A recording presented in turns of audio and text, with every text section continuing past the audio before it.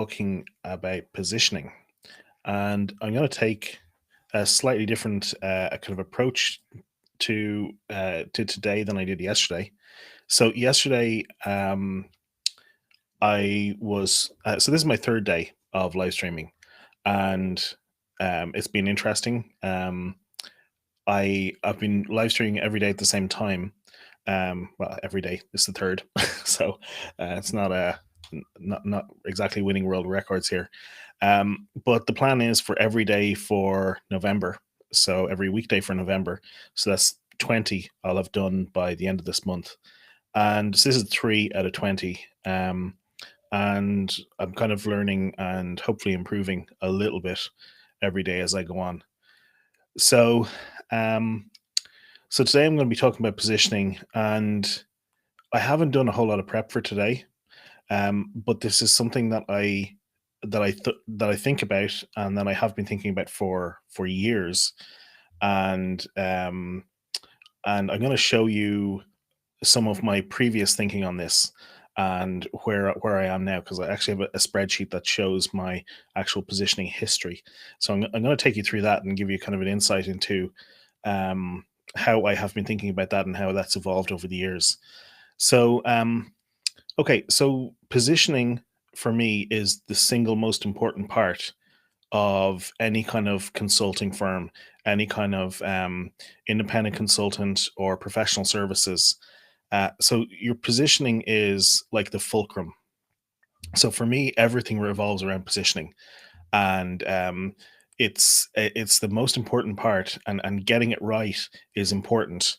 Um, but you have to also be careful that you don't try and get it perfect, because it's difficult, if not impossible, to have a perfect positioning statement or position. So I'm going to show some examples and talk through what it is.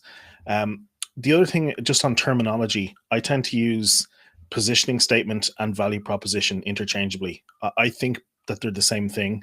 I've done a little bit of research online about this, and I think that other people agree with me. So you'll also see this referred to as UVP, unique value proposition, or USP, unique selling proposition, unique sales proposition. And so I prefer to call it positioning statement, because I think for me that's the most accurate, because it's kind of how you're actually positioning your business. So I'm going to just bring up, first of all, I'm going to do a screen share here, and I'm going to bring up a blog post that I've written about this. So let me just see, can I do that? So, okay, so I'm just going to go to marketingforconsultants.com, and my blog is called Thinking. So this will load quickly here, and let's see. So crafting your positioning statement, here we go. So I just want to talk about kind of examples, and I'm just going to make this a little bit bigger to make it easier to read here. Okay, so yeah, so just on the terminology, I think that those mean the same thing. So here's how I look at a positioning statement. Here's what I really like to use as positioning statements. So we help these people solve this problem or get this result. And you can also add in then these secondary parts by doing this so that they can do this. So so the reason why this is so important in a service business, in particularly in consulting, is because what we do is unclear to the end user. It's unclear to the customer. It's not like if you sell Nikes, or um, you sell sausages, or you sell any kind of product. Anything that you can physically touch and feel, you can take a photograph of it and you can put in your website homepage. People will immediately understand what you do. Um, Whereas if you sell something that is um, intangible, and it's not really clear to people what you do, and there's a lot of nuance behind the different approaches that people can take in different scenarios. I think it's really important that you can explain that to people, and that also that you are on the same page, and that even that you're consistent yourself. So the other thing that why this is really important is because it's also something to test when you are making changes, or if you are doing things like creating content. Um, that you actually test your content against your positioning statement. So, for example, when I'm doing these live streams, I take my positioning statement and I say, okay, do these live streams actually help the people who I'm helping, who are independent consultants and small consulting firms, to solve the problem that I want to help them with, which is in marketing their business and in generating more leads and getting away from a dependency on referrals.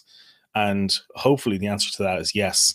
But you can use this as a test, so you can test your um, you can test your actions or your plans against your positioning statement. So I'm going to show you some examples of what this actually looks like in the real world. But if we help these people solve this problem or get this result. So I'm going to show you a kind of well, I guess it's rather a scary kind of spreadsheet. Let me just make this a little bit bigger and easier to read here. So this is the history of positioning statements that I've used in my business going back over time. And so I don't think I even had any kind of positioning statement back in 2009. So I started the business in 2007, and it was kind of I guess it was a bit directionless, a bit rudderless. I was just kind of doing any kind of work that would come up, and so that's kind of reflected in this. Sorry, I'm just going to make this a little bit bigger again. So, so there's no kind of no strong positioning statement here. Healthy sites, healthy sales was like a tagline that actually I didn't even come up with myself. Somebody in a mastermind group that I was in came up with that, and and so my positioning statements. You can see in 2010, I had this massive positioning statement, which is we can help you save money and increase your sales no matter what stage your business is at. And then I talked about pre-startup, startup, and mature business. So basically everybody. I heard, I think David C. Baker and Blair Enns were talking on the podcast Two Bobs recently, and I think one of them made a joke that they'd been talking to somebody about the types of, or actually this could have been Jonathan Stark, but that the business owner said, "Oh, we only help two types of clients, and that is B2B customers and B2C customers." And the joke is that's literally everybody, and that's what I was doing here. I was saying, look, I help everybody from pre-startup to mature business, and then talking about all the things that I could do for them. And so the problem with this is so broad. So help you save money and increase your sales. This is poor from for a lot of different reasons. The only thing that's good here is I was talking about increasing your sales, so talking about focusing on the problem, and that was the one thing I guess that I always had back in kind of back in the day in the positioning was I was always focused on the website and their marketing. The goal is to actually increase sales. Um, I don't think I should have been talking about save money, and I don't think that you should either, unless your business is totally focused around helping people save money. Usually, it's better to increase sales, and I guess I can talk a bit more about that some other time. But I think that saving money is less of a kind of a future desired state than increasing sales. So I think increasing sales is better. Um, Moving on to 2016, and I guess I was stuck in here for a while. By the way, this was kind of when Ireland was sliding into a very deep recession, and so things were not so good financially around here. And so you see, by 2016, I started to kind of come back to this and take another handle on it. I was also involved in a couple of different startups at this time as well, some of which were mildly successful, and one of which was a bit of a disaster. But that was also very distracting from this particular business. So that's why there's a kind of a gap here. So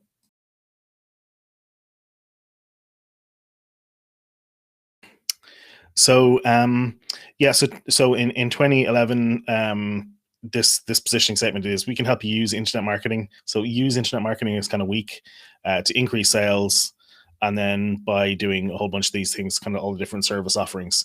It's still too long, too broad. So 2016, this is the first time it started to get a bit better. And so it was, I help business owners like you to sell more online. And I was using this tagline, sell more online, In fact, I started to use it as a book cover and things like that. And I was planning to write a book called Sell More Online.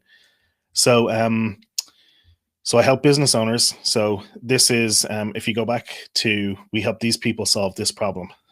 This is so vague. I help business owners, like it's ridiculous. We help these people solve this problem and to sell more online. So you're solving the problem of selling more online, and then talking by doing this, and so that they can do this. So by doing this is kind of like the features. So what is the deliverable, or what's the feature, and then so that they can, and then you're talking about the benefits. So what they actually get from it, and so the by making simple changes to your website is the feature. So you can make some simple changes and learn how to attract the right visitors. So I just purely focused on the doing this. I didn't talk about the benefits there. So so that's, it's okay. It's better. It's a lot better than it was back here. But it needed work. So okay, so here's the first time, around 2016 was when I realized I needed to do something. And around 2017, as I started to properly look at specialization and niching down. And this is when I think things started moving in the right direction for me in terms of business. Was I properly started to niche down here. So 2017, it's no longer just business owners. Now it's B2B business owners. And I've started to focus down here because I've realized, okay, the people who I like working with and who I can help most are generally in some sort of B2B business. So B2B meaning business to business. And so I had realized that, and I hadn't kind of progressed my thinking more than that. But I had realized, okay, there is something different about them. And again, it's still the sell more online, making changes to your website. The rest is the same. Um, so then in 2018, that was when I picked and I started to niche down to professional services. And that was when I fully understood, okay, these are the people who I like to work with and who I can deliver the best results to. In part because I like working with them, in part because I understand their business, I face those challenges myself. And so then the rest of this, so it's calling out B2B professional service business owners, and I still say like you. I don't know about that kind of construct. And then to sell more online by building and improving lead generation websites and sales funnels. It's a bit of a mouthful, and it's still not super. It's not hugely clear, but it is a bit better. It's talking about sales funnels, lead generation. So it's definitely improving. And so as we move up a little bit, and so as you can see, I have a whole bunch of these in 2019, as these are all kind of different variations. I did toy with this one, which was simply, I will increase your sales. And I think I got this from Ramit Sethi. Let me see if I can find his Ramit Sethi. Yeah, so he has this, I will teach you to be rich, which is this kind of very strong statement here. And I like that. And I was thinking, okay, so I like this. I will increase your sales. It doesn't really have a lot going on with it there, but yeah, I thought that was a nice way of kind of being very bold. And I actually considered doing a podcast. In fact, I might even be able to. Let me see if I can just pull up here. Increase. So yeah, so I even went to the point of I started to develop a podcast and podcast cover, and actually I've got a whole bunch of stuff here, including intros and outros, and I even have a thing from John Lee Dumas, if anybody's into podcasting, where he did like a bumper intro for me. So I really was into that brand, even though it just got a quick mention here. I did give this serious consideration on using. Ultimately, I moved away from that, but yeah, I was particularly interested in that. So then in 2019, so I started to experiment a lot more. I had kind of picked my niche at this point. And so my niche is B2B professional service providers. And that is not a good term to use. And I'm just gonna scroll over a little bit here. See, can I get this to scroll? Okay, so I just have some notes here on problems with this positioning. Um, so the problem is if somebody is a B2B professional service, they don't describe themselves that way. So they might say, well, I'm a consultant, or I'm a speaker, or I'm an author, or I'm an accountant, I'm a lawyer. If they're a B2B professional service, that's probably the way they describe themselves. I tried to use these other terms, calling them experts, calling them knowledge based services. Like, what's a knowledge based service? And again, if going back to what Jonathan Stark calls the Rolodex moment, if you ask somebody, do you know any knowledge based service business owners? It's very hard to trigger that Rolodex moment where they think, oh yeah, I know somebody. Whereas if you say, do you know any independent consultants? Then, or do you know any speakers? Then that's much more likely to trigger this kind of Rolodex moment. So the problem with the positioning there that I had was people didn't self-describe that way, and I think it's really important to use the terms that people use to self-describe. So that's where I got into experimenting with some of these. And let me just see if I can pull this down so you can see this one up here. So consultants, speakers, and published authors. And so that's much more clear. And it's a nice having three, by the way, just has a nice rhythm to it. Um, and so I was trying to figure out, okay, how do these people, and these are people who I can help. I mean, I like the skills that I have can actually be applied to almost every business. But the question is, who do I want to work with, and how do I narrow it down? I'll talk a bit more about specialization, maybe in this podcast or this live cast, or maybe in another one. But so what I felt was that actually by saying I help consultants, speakers, and published authors, in reality, what I'm saying there is I help consultants, and consultants, because most speakers and published authors, or at least a large amount of them, are actually also consultants. So, and that's where I started to feel like, okay, I want to narrow it down even more. And so I changed it to I help consultants and knowledge based service business. And again, this was the one that I ruled out because of the self description. And then I also toyed with this one here. So, excuse me, I'm just taking a cup of coffee. So yeah, I also decided to just try and flip the script here a little bit. And when I'm saying I tried, so some of these I had on my website, and some of these I never did. I just put them in here and I just discussed them with my business coach and with some kind of mastermind people that I work with to get feedback. And so not all of these are actually in play or were in use. But the I create website and online marketing strategies. So I do this to help these people. So X for Y, and then unlike others, I focus on increasing the customer lifetime value. So just going back to and this crafting your positioning statement is if you go to marketingforconsultants.com, you can get it through this link here, thinking, and it's on. If you click on that, you'll view all the articles. You can find it in there. So there are some other kind of formats, and this one is from Philip Morgan, and he talks a lot about positioning, and he has a great email list to sign up for if you're not signed up for it already. So Philip is my business coach, and so I speak with him probably at least once a quarter about positioning and about marketing and lead gen and things like that. So this was the format that he talked about. So we help these people solve this problem, which is the standard one, and then unlike, and then describe somebody we do, and then some unique thing that we do. And so this is where I was trying this one. So unlike other marketers, I focus on increasing customer lifetime value. So I do like the unlike X, I do Y. But I find it hard to find out what is the part that I focus on that is different. And that is something that I still struggle with a little bit. What's the specific part that makes me different? So the other thing I just want to mention here briefly is the we versus I thing.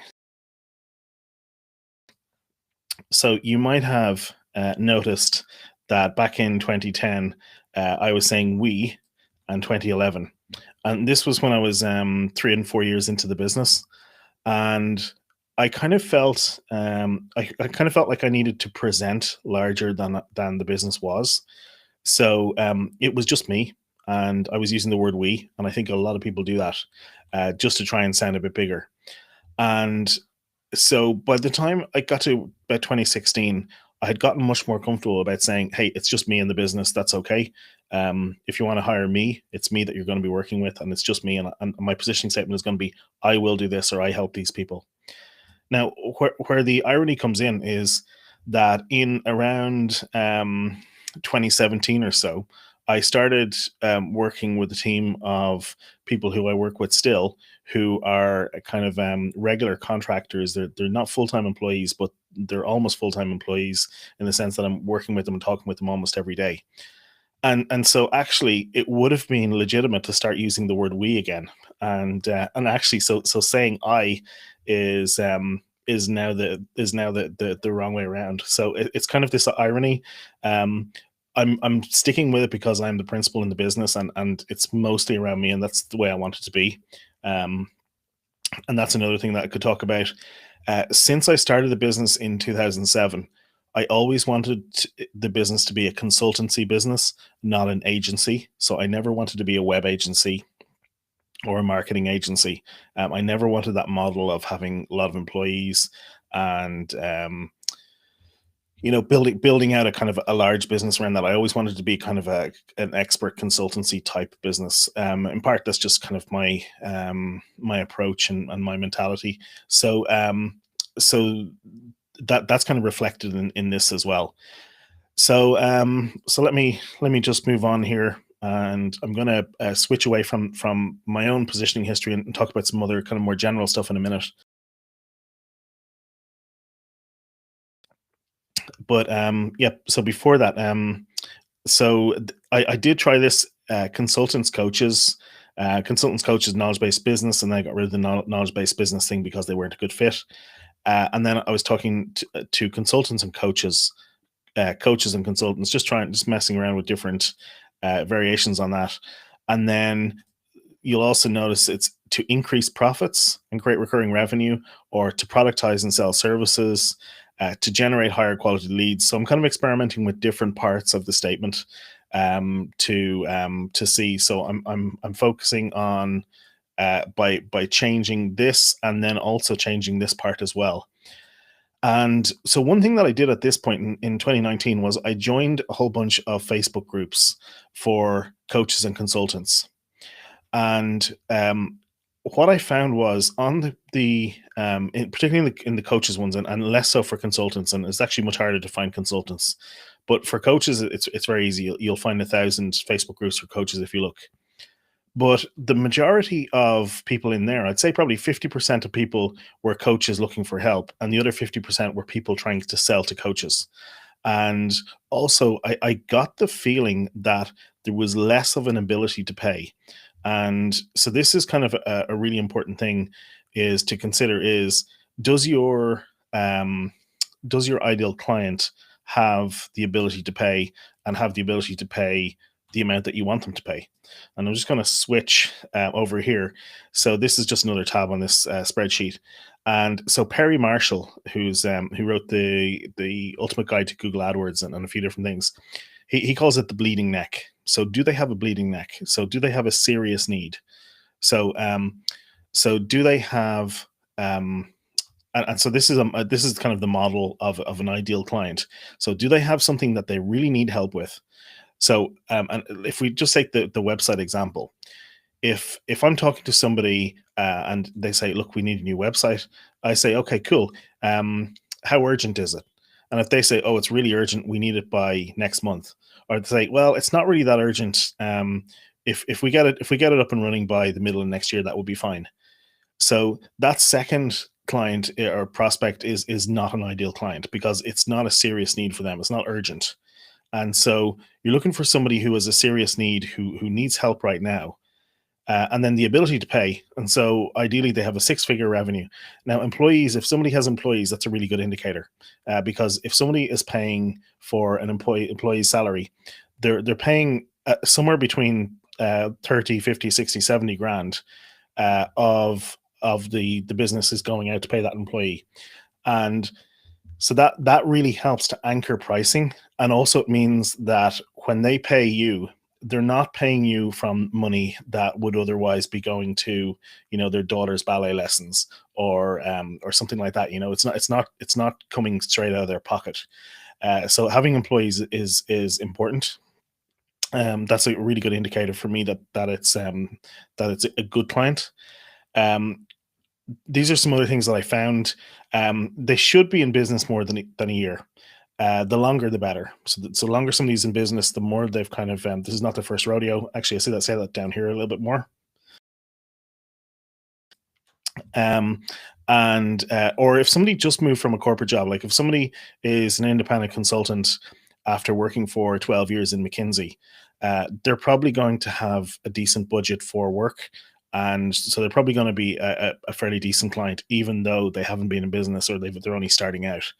Um, then it's really important for me that they're smart, that they're friendly, and I think this is also why I like working with consultants is they're very smart people, and it's usually not their first rodeo in some kind. And then this is a note for me, but not for my positioning. This is just, and these are all kind of internal notes. That they're knowledge based or an expert of some kind. So then these are questions that I can ask to check that I can use these, and I haven't actually used these yet, but I should be qualifying with these questions. So, do they serve a niche market of some kind? So, are they a specialist? And we can talk more about specialization in a bit. Um, are they on target to book at least 100 grand? So this is kind of like the the key point for me is um, getting to that, and it doesn't have to be exactly 100 grand, but getting to around that amount it's usually the kind of the make or break of a business. And people who aren't at that level yet are usually still in struggling mode, and they're usually not ready to invest, um, and um, and put serious investment back into the business.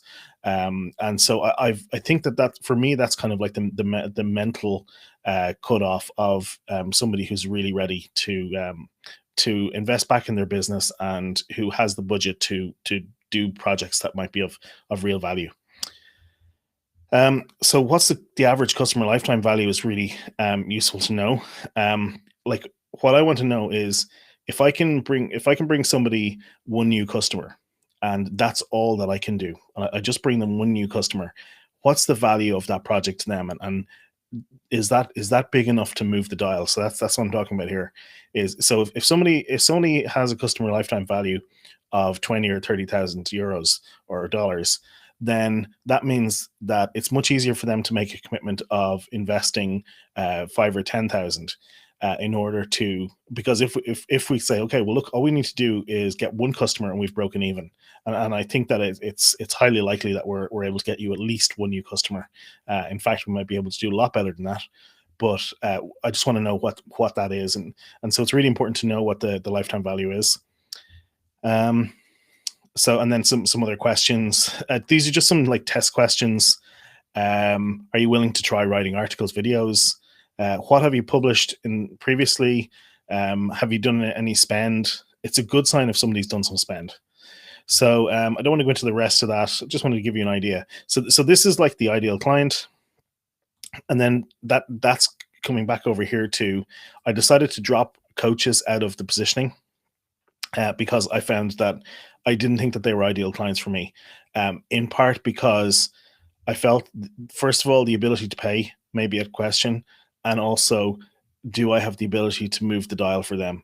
So, and so that's where, if their average engagement is say 500 euros, and a consulting firm's average engagement is 50,000 euros, and I'm able to bring in 5 new clients, it's a whole different ballgame. And so this is purely looking at, and I'm happy to still work with coaches, absolutely. And in fact, some of the people I'm working with right now are coaches. But in terms of the positioning statement that I'm presenting to the world, I'm choosing to focus on the consulting now. And that's the reason for that. So, okay, so let's see what else I got going on here. Um, These are just some other variations on this in terms of build lead generation capacity. So I help these people to do this, and so to help lead generation, build lead generation capacity, and then that doesn't rely on word of mouth. And this is going back to the kind of the lead generation buckets thing, which I have spoken about or written about in various different places. So and just on that, just in case you haven't seen this already, if you go here to lead generation strategies for consultants, I've written about this here, and I just want to mention very quickly. So, from my perspective, I see three high level buckets or three high level ways that consultants get new business. One is through referrals and networking and word of mouth. The second is through some sort of direct outreach. So that's like might be email out, it might be out through LinkedIn, or it might be making cold calls. And then the third is kind of the holy grail, which is inbound. And I've written about that here. It's lead generation strategies for consultants. The vast majority of consultants are going to be getting their business through referrals networking. Probably 95%, and in particular to start with. At some point, you may need to start developing one of the other options, um, either either outbound or inbound. And for me, it's inbound. That's why I'm doing things like this live stream now. So yeah, so I talk about that more in this, and more about why that's the case. It's mostly about trust, which I mentioned yesterday, and building trust, and these referrals and networking past trust, and that's why that works. So so coming back to the positioning statement. So let's see where I am here. Yeah, so this is where I'm talking about eliminating dependency on referrals, is because if they want to get away from this and they don't want to do cold calls and email outreach, then how are they going to do inbound? And that's what I want to help people with, is actually how to do inbound. And so that's kind of where I'm at now. I just want to draw attention to one other thing. This one here. So I use websites and online marketing strategies to help professional service companies get more leads. And I just made a note. This is reverse order for use on Website Doctor. So so I have this website and this brand here called Marketing for Consultants. I don't know why that image looks like it's broken. I think that's a caching issue. So on here, the focus here is on marketing for consultants, obviously enough. Now, back here when I was working through 2011 to 2016, 2017, I also have this brand called Website Doctor. So I'll just load that up. And so this is my other website, and you'll see that on here, I have this positioning statement. I use website and online marketing strategies to help professional service companies get more leads. And so the reason I use this positioning statement here is because this is like a local full services agency website. This brand, Website Doctor. So this is my old brand. I still love the branding, Website Doctor, but this is much more general or generic. And I get a lot of people locally coming to me through this website. And so I have deliberately kept a much more generic positioning statement here. But in the vast majority of my my marketing efforts online, I'm sending people to Marketing for Consultants. And so talking about the lead generation strategies for consultants, all of the Website Doctor business is coming through referrals and networking, and all of the business coming through Marketing for Consultants is coming through inbound. So they're of the two different brands for these two different methods. So and that's why the positioning is different over here. I could actually shut this down, but I'm still getting some projects coming in through this, and the brand is very well known in my local area, and so I don't really want to get rid of it completely. I will still take on projects that I get through it if they're a good fit for me. But I am focusing over here on Marketing for Consultants, which is why I'm doing things like this live stream. Okay, so back to the positioning, and I'm just going to make this a little bit smaller, just make it easier for me to navigate it here. Um, so yeah, so back to positioning and the we help these people solve this problem. And so one thing that I looked at was what my service offering was and how did it work. And actually, I'm just going to zoom in down here a little bit. You can see the brand. So back in 2005, this was me as a freelancer while I was working my corporate job. 2007 was when I started up, and I had the business was Log On Internet Marketing Limited, or logon.ie. And so back then, and what I've got over here is the number here is the average value of a project, or the average value of a client. Um, and so you can see I was doing a lot of kind of Nixer small projects when I was working. And then I started out, and my first year in business, I had one big client, big whale client, and it was a six-figure project. It was really good. And that probably caused untold damage to the business because I focused so much on that I didn't kind of slowly earn my way out of the startup phase, and actually that kind of messed with things a bit because I found it very hard to replicate that. But also during this time, that was when I rebranded at the end of 2008, or middle of 2008 was when I bought the website doctor.com domain and rebranded. And and so one of the problems that I had back then was I was networking with a lot of people in startup networks, and they were coming to me asking me to build websites for them because they knew me, and because going back to this, referrals and networking is a big way of getting business, and so I had a lot of people who were also in the same network as me, and they were also startups. Now, the problem with having startups as your primary clients, and now I'm not talking about San Francisco, Silicon Valley tech funded startups here. I'm talking about uh, somebody who's gotten laid off and wants to start a business and goes to a networking event. Those kind of startups, and no disrespect on the people who were in that network, it was a great network to be in, but they didn't have big budgets, and so I was doing a lot of really low value projects, and so over those 2 years, I must have, I'd say I probably built about 200 websites, all super low budget. Some of those projects, I know I have 800 written here, but I'm sure some of those projects were probably two or 300 euros for the website. So, and yeah, so then I moved physically and positionally, and I started working with local small businesses. And again, I started at the bottom of the market, but they were established businesses at that point, and then it's that slowly started to grow. And at this point, it was a full services agency, and you can see that kind of reflected over here. Um, the other thing I was doing at this time was I was networking a lot as well with WordPress developers, and I was a WordPress expert. I spoke at WordCamp in, I think, 2008 or 2009. Um, and I used to write a lot of blog posts about WordPress, and it's a very good tool, and I still use it. I think it's a great tool to use.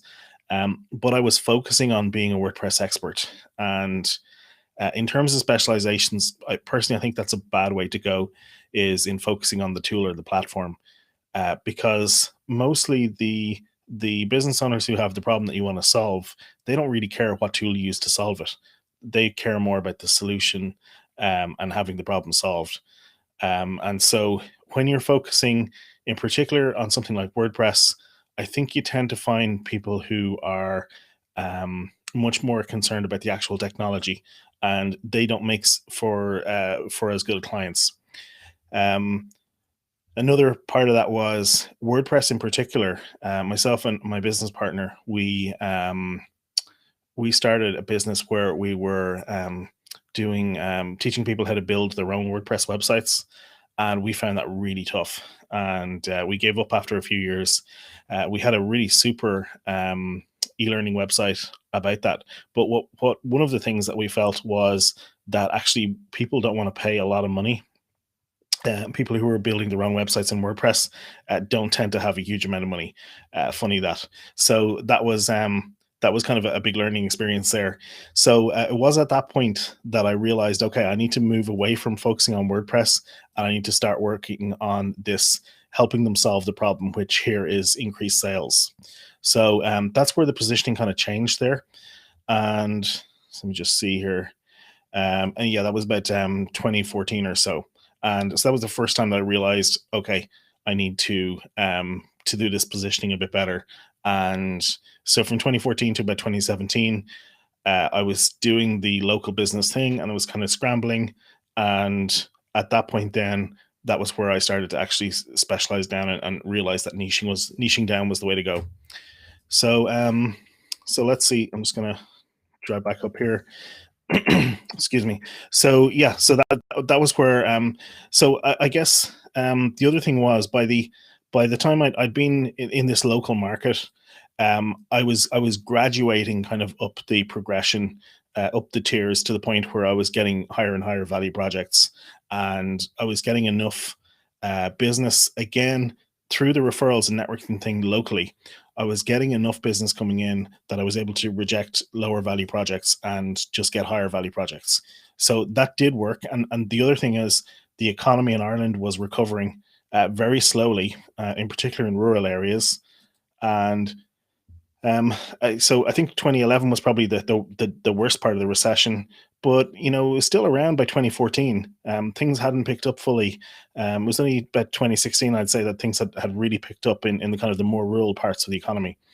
So yeah, so that's kind of the where the positioning is, and how I figured, okay, so once I started to once I started to take seriously the idea of niching down, and picking a particular market. So at this point, around 2017, 2018, that's when I started to read about specialization, and going more and more into it, and following folks like Philip Morgan and people like that.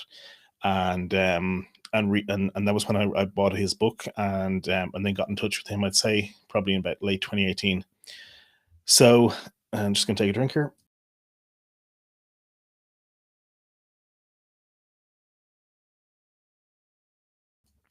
So yeah, so that's the positioning, and the positioning of my business, and how it evolved over time. I eventually picked consulting, and you can see the progression. And like, this was turning a ship. This was like turning an oil tanker. It didn't happen overnight. It took quite a few years. And maybe, if I was starting from scratch, it would happen a bit quicker if I had the knowledge that I do now. Unfortunately, I don't, or I didn't. So it took a while to get there. So let's see. So yeah, so ideal clients. Let me see what other notes I have in here. Yeah, so I looked at all the different types of consultants, and so do I have an interest in this specific thing? Do they have the ability to pay? Do I have any clients? Are they good? Am I able to help them? And then some alternatives. And I went through a whole bunch of alternatives looking at. So I looked at, okay, who is a professional service, and what's the definition of a professional service? And I went through a huge kind of range, just to see, is there somebody else who I could work with that I would like to work with, and what who would make for a good client. And so I ended up picking management consultants. And so this is where my positioning is a little bit vague, and it probably could be a bit better. Um, I have not I have not mentioned management consultants in my actual positioning statement here. So I don't say independent management consultants and specialized consulting firms. Sorry, management consulting firms. Um, and But that is kind of the sorry, where I've lost myself here. That is the number one type of consultant who I'd like to work with. And one of the reasons for that is because in part of the work that I was doing back in from about 2013 or so, I've been working as a mentor with the local enterprise office, which is like the regional government and their enterprise support. and I've been working and talking to business owners about their online marketing, but quite often about other things as well. And so I have kind of veered into management consulting type territory in terms of the help that I've been giving businesses, and I've been talking to people about those types of topics. I'm really interested in kind of um, the different aspects of business and approaches that you can take, and so yeah, I found that I'm quite interested in management consulting as a field, and and then the other thing is, it is the kind of the traditional classic consultant, and there's plenty of other ones as well.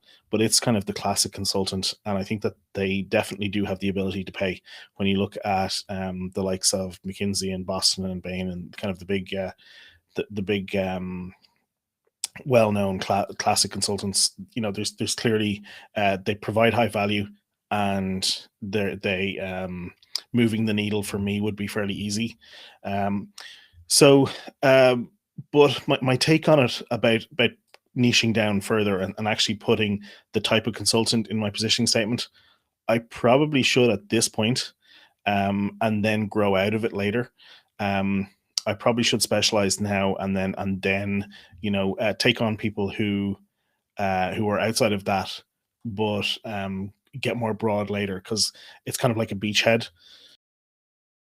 So in terms of specialization, and I'm probably not going to get to specialization in depth today, but um, in terms of specialization, a um, having very specific target, it means that you are rejecting everybody else, and that's the big fear with specialization, because when you specialize, you're saying no to the majority, but the ones who you are saying yes to, they're doubling down. They know that you're just for them, and so that's why that particular type of specialization, vertical specialization, in an industry, that's why that works so well.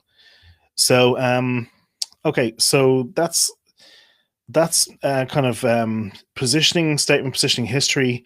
I just want to very briefly talk about how this can help with content marketing. So if I take my positioning statement, or just coming back here to, we help these people solve this problem. So if you look at lead generation, inbound marketing is getting people to come to you. That's what it's about. It's about getting people to come to you instead of you going to them, or instead of getting a word of mouth recommendation.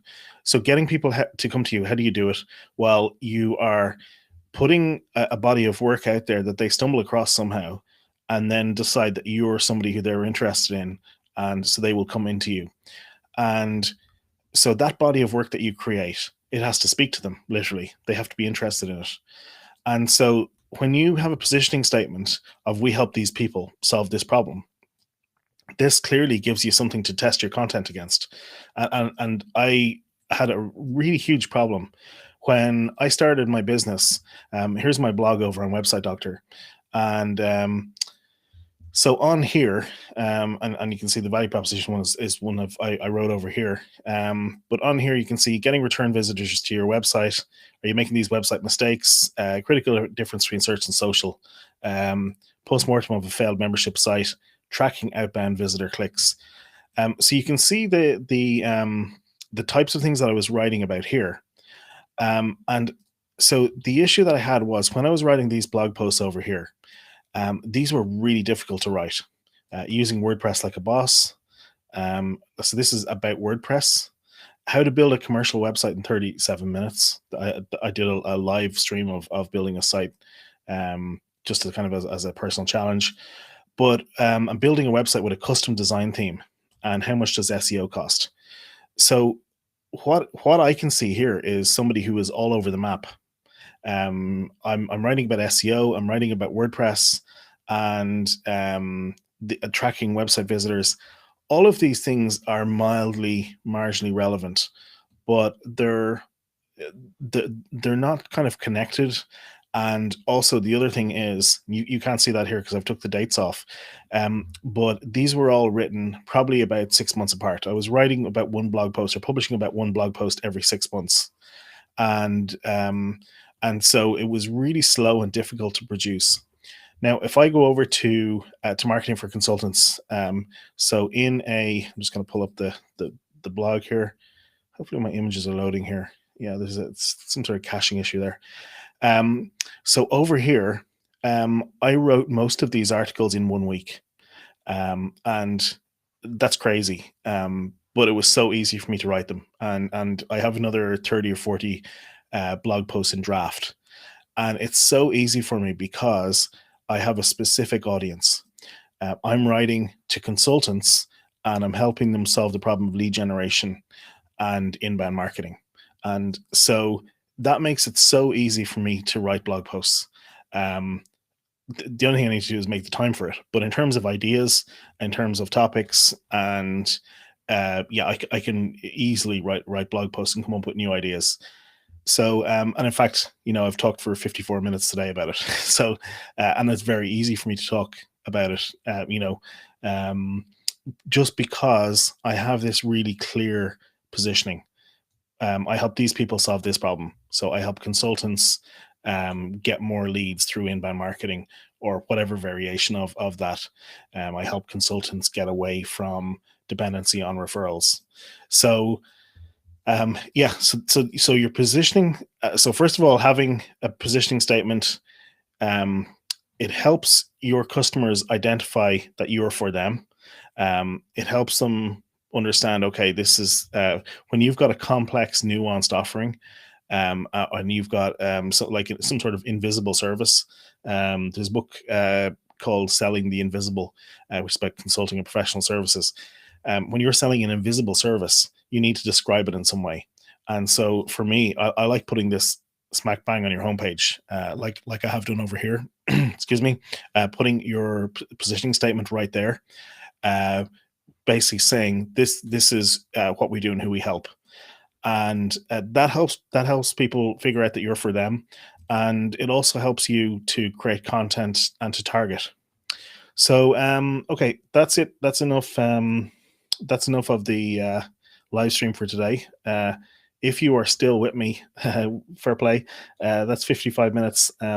So thanks for watching, and I hope you found it useful. And if you have any questions, hit reply on or comment on the stream, and or hit me up on Twitter. You can also find me on LinkedIn if you just search for my name, Alistair McDermott, like that. And I have an email list at marketingforconsultants.com, so you can see that on my homepage. So yeah, I hope to see you again 3 p.m. tomorrow, live at 3. Okay.